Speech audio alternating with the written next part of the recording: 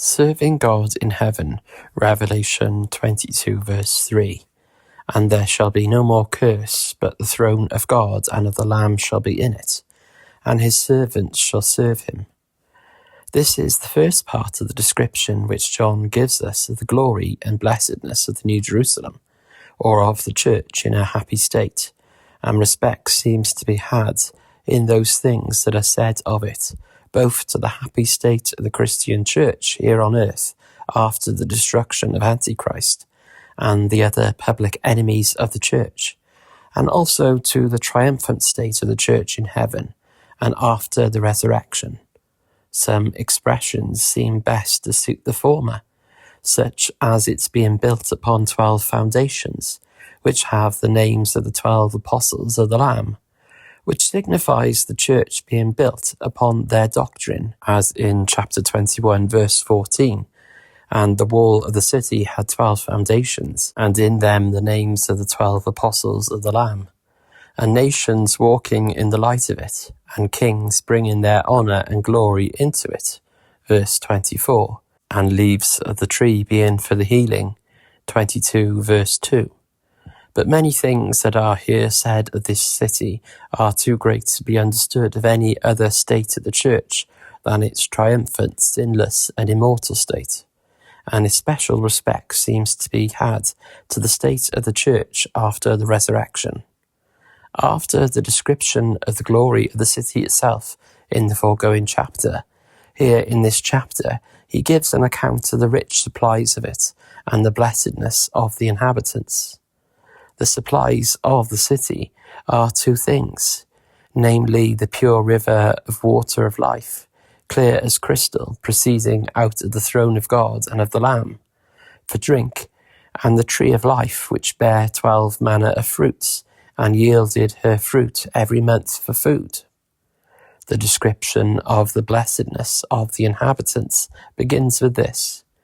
We shall read the whole description, which is in this and the two following verses.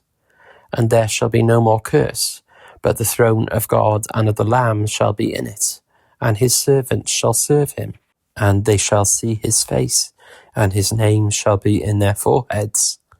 And there shall be no night there, and they shall need no candle, neither light of the sun, for the Lord giveth them light, and they shall reign for ever and ever. Chapter 22, verses 3 to 5. This is a part of the description that his servants shall serve. The saints in their glorified state, though they are advanced to such a pitch of honour and blessedness, yet they are the servants of God. The throne of God and the Lamb shall be in the heavenly Jerusalem, and all the inhabitants of that world shall be in subjection, and shall serve God and Christ. And this is mentioned as part of the description of the glory and blessedness of that state. Doctrine. The happiness of the saints in heaven consists partly in that they there serve God. 1. Show how the happiness of man consists in serving God. 2. Particularly how it is a part of the happiness of the saints in heaven. 1. The happiness of man consists in serving God. First, the happiness of the reasonable creature don't consist in idleness, but rather in action. The perfection and excellency of man consists in his faculties and principles. God hath endowed man with noble and excellent faculties and powers far above the beasts, wherein consists the natural image of God. The excellency of man above the brute creatures consists in that he is capable of a more noble sort of acts. But man's power of action were given him for action.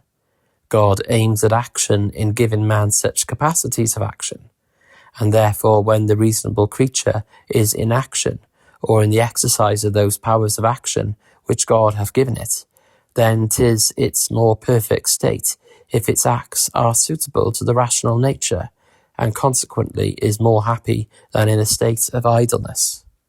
When the creature is in that state that is most agreeable to the proper perfection of its nature, then is it in its most happy state. The well-being or happy being of the creature and its perfect and excellent being evermore go together. But 'tis more excellent in the creature to be in action than in a state of inactivity. While men's powers of action lie dormant and inactive, they are useless. They are as if men had them not. Thus, for instance, if a man has a power of reason and don't exercise his reason, he is as if he had not the power. It is a natural excellency in man to have reason in power, but 'tis a greater excellency for him to have reason in action, for the end of power is action.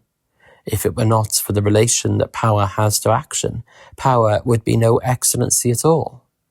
If it were not for the relation that a power of reasoning and contemplating has to actual reasoning and contemplation, it would be no perfection at all.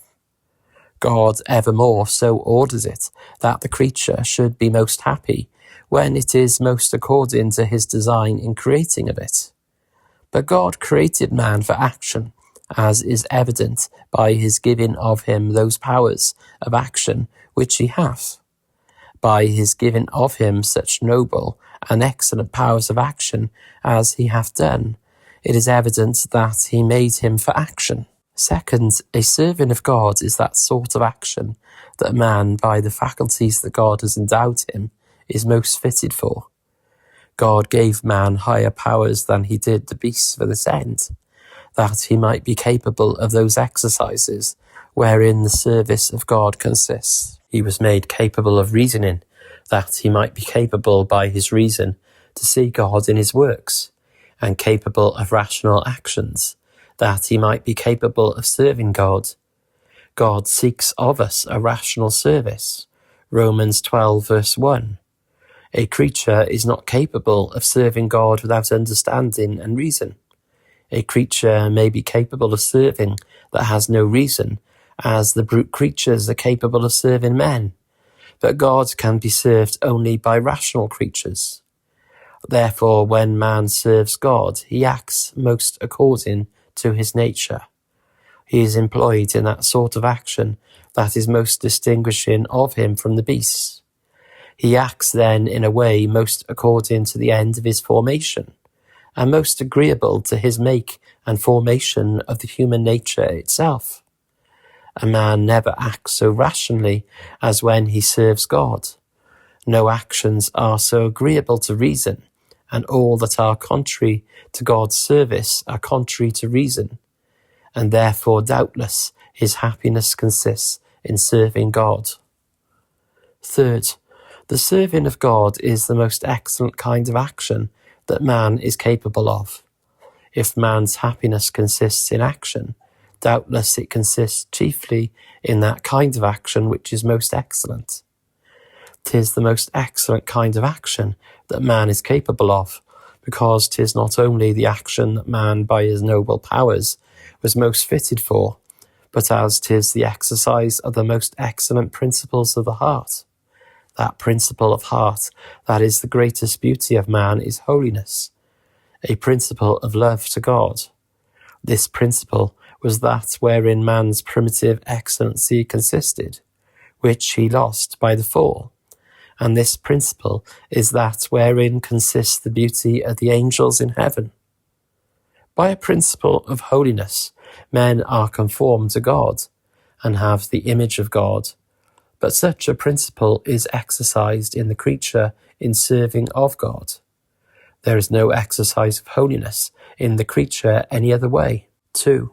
Particularly how 'tis a great part of the happiness of the saints in heaven. First, the saints in heaven will take great delight in serving of God, as they delight in doing that which is just and right. Justice is what they delight in. If anything is right and equal, it is sufficient to make those spirits that are made perfect to love it and take pleasure in it.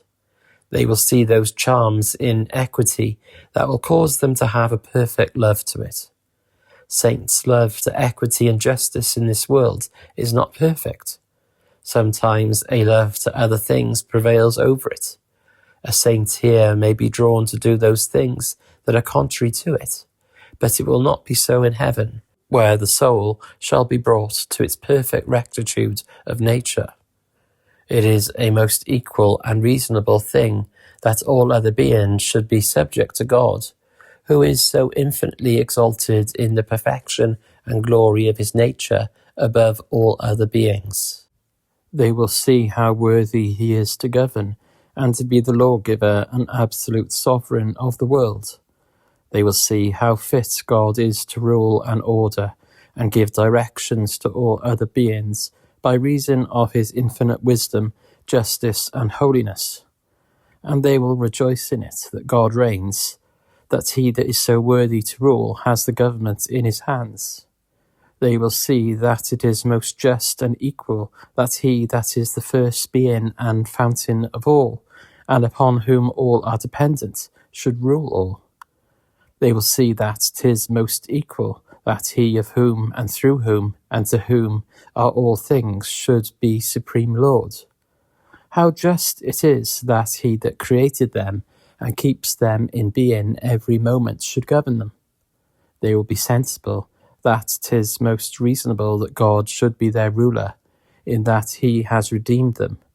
They will see that all the service which they can render to him is but a small recompense for that great redemption.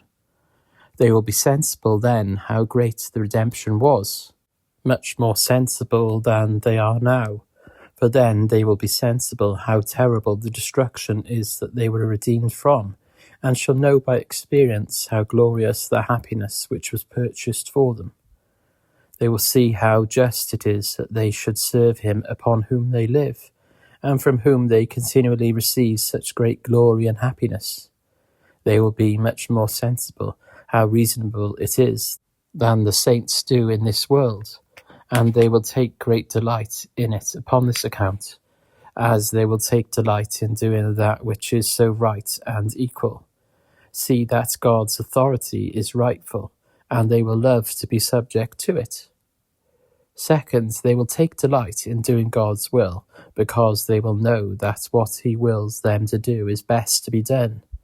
They will choose to be directed and ordered of God, rather than to be entirely left to themselves. For they will know that God perfectly knows what is best to be done, what will be most for his glory, and the good of the blessed society. They will know that God is infinitely wise and holy, and that he always wills that which is best.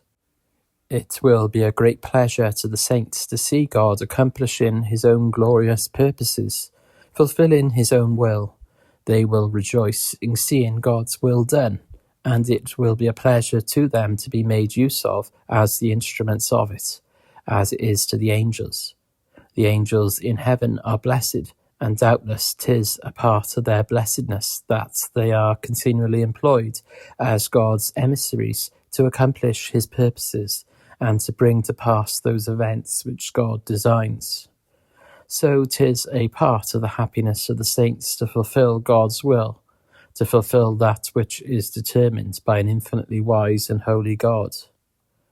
Third, they will take delight in serving God, because they therein become conformed unto God. The thing which God requires of his creatures is to be holy, to do holy actions, to be holy as he is holy. But the saints in heaven will have such an high esteem and admiration of God that they will greatly delight in conforming to him. It will be a great pleasure to them to be conformed to him, whose beauty they constantly behold with exaltation and ecstasy of soul, and whose glory they cease not day nor night to extol. To see the same beauty in their dispositions and actions will be what they will esteem a great part of their honour and happiness. And herein especially they will imitate the Lord Jesus Christ. The service of God is an imitation of God, as it is the exercise of holiness, but 'tis an imitation of Jesus Christ, as it is a subjecting to God's authority. Christ, when he was in this world, he obeyed God perfectly.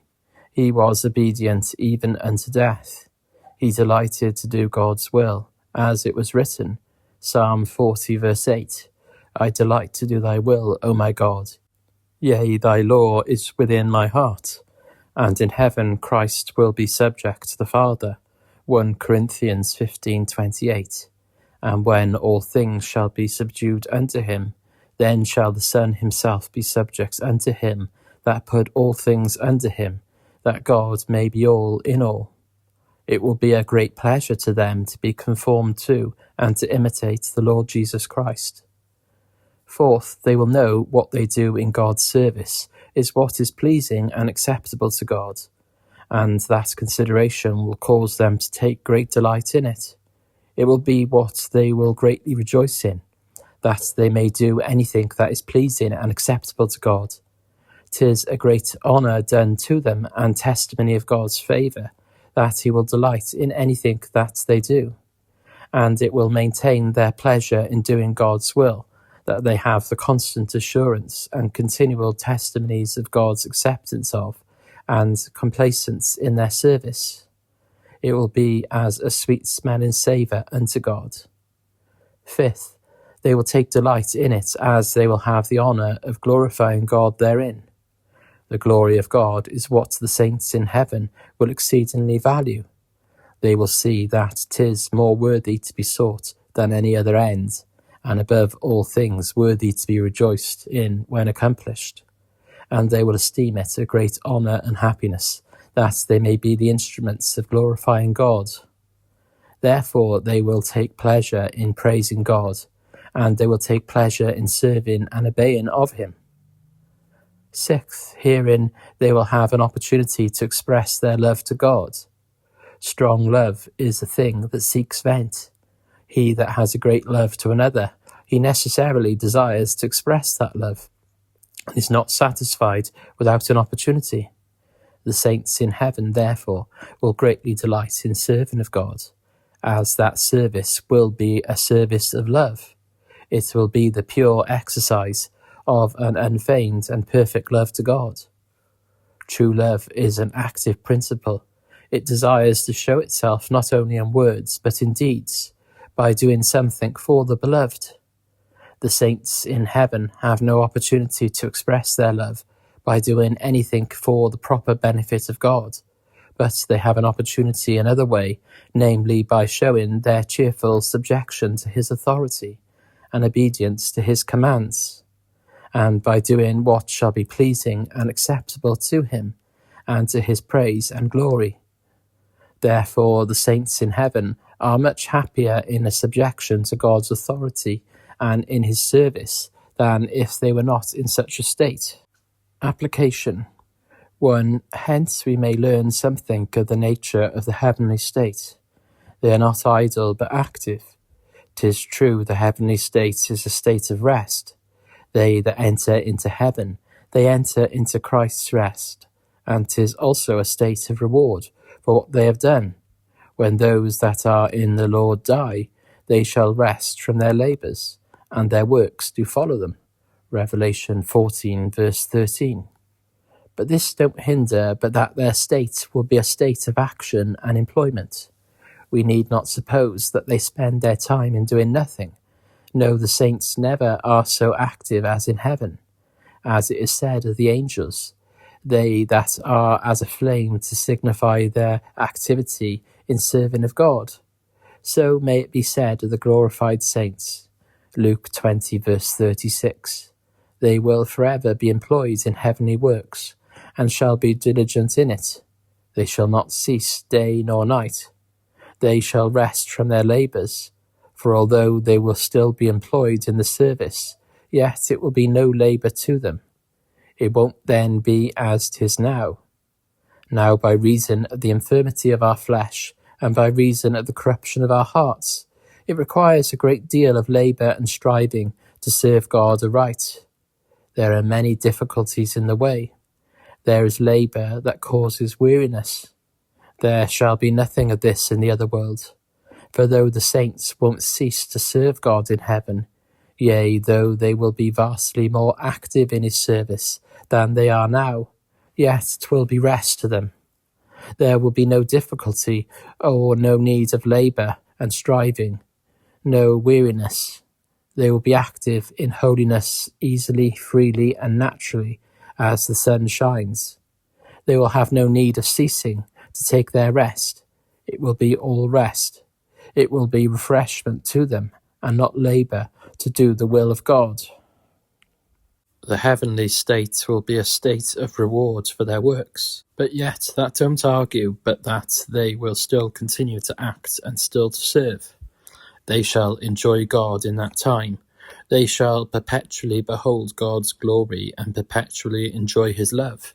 But they shall not remain in a state of inactivity, merely receiving from God, but they return to him and shall enjoy him in a way of serving and glorifying him.